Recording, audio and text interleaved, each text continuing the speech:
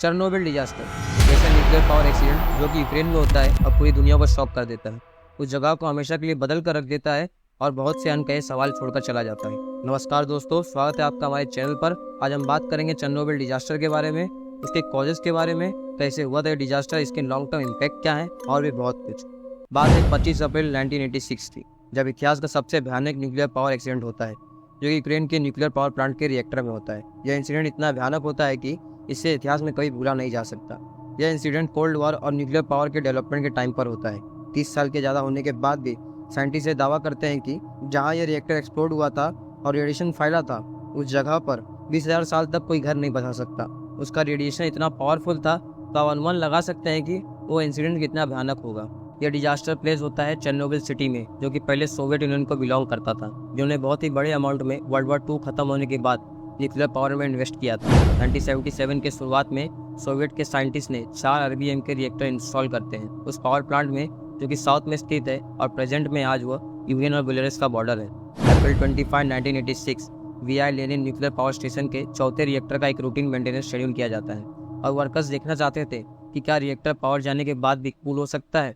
Workers अपनी safety protocol को violet करते हैं और रिएक्टर में एक बड़ा सा झटका देते हैं। उसके बाद भी रिएक्टर को पूरी तरह बंद करने के बजाय वो रिएक्टर में एक और बड़ा झटका देते हैं, जिसकी वजह से रिएक्टर का कोल एक्सपोज हो जाता है और एक बड़ा सा चेन रिएक्शन होता है, जिसकी वजह से रिएक्टर एक्सप्लोड हो जाता है और वहाँ एटमॉस्फेयर में रेडियो एक्टिव एलिमेंट्स फैलने लगते हैं। फायर फाइटर्स ने आग बुझाने का बहुत प्रयास किया। हेलीकॉप्टर से रेत और बहुत सारे सामान फेंके गए आग बुझाने के लिए। डिजास्टर होने के 36 घंटे के अंदर आसपास के सिटीज को इवैक्यूएट कर लिया गया। इस इंसिडेंट को पब्लिकली अनाउंस करने का फैसला लिया गया, लेकिन तब तक बहुत देर हो चुकी थी। प्लांट के जलने की वजह से पहले ही रेडिएशन दूर तक फैल चुका था, जहां दूसरे प्लांट के अधिकारी सवाल उठाने लगे कि सोवियत यूनियन के प्लांट में क्या हो रहा है। एक्सीडेंट को छुपाने के बाद सोवियट्स ने अप्रैल 28 को ब्रीफ अनाउंसमेंट किया। हिस्टोरिक डिजास्टर, जब तक दुनिया को समझ में आता कि वो एक हिस्टोरिक इवेंट को विटनेस कर रहे हैं, तब तक 30% चेरनोबिल में 190 metric ton of uranium atmosphere में फैल चुका था और उसी समय सोवियत यूनियन ने 3,35,000 लोगों को इवैक्यूएट भी कर लिया था। फिर उन्होंने 19 मील चौड़ा रिएक्टर के पास एक्सक्लूजन जोन बनाया। लगभग 28 लोगों की मौत और 100 से ज़्यादा लोग जख्मी हो गए थे एक्सीडेंट की वजह से। यूनाइटेड नेशन साइंटिफिक कम्युनिटी ने एटॉमिक रेडिएशन पर रिपोर्ट दी और कहा कि 6,000 से ज़्यादा बच्चों को थायराइड कैंसर डेवलप हो रहे हैं रेडिएशन के संपर्क में आने से। फिर भी रिपोर्ट को कुछ एक्सपर्ट ने चैलेंज किया। जो भी कुछ अब रिएक्टर के अंदर रखा हुआ है एक बड़ा सा स्टील कंटेनमेंट के अंदर है, जिसे 2016 के अंत में बनाया गया था। कंटेनमेंट में क्लीनअप का काम चालू है। एक्सपेक्ट किया जाता है कि 2065 के अंत तक क्लीनअप खत्म हो जाएगा। लॉन्ग टर्म इम्पैक्ट, इस डिजास्टर से फॉरेस्ट और वाइल्ड लाइफ में क्या इम्पैक्ट हुआ, यह भी एक खोज का हिस्सा है।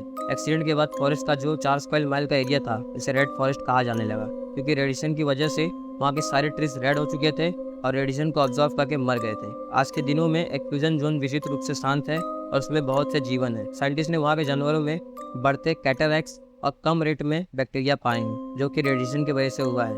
इंसानों के न होने के कारण वहाँ लिंक्सेक्स और एल्क जैसे जानवरों में बढ़ोतरी हुई है।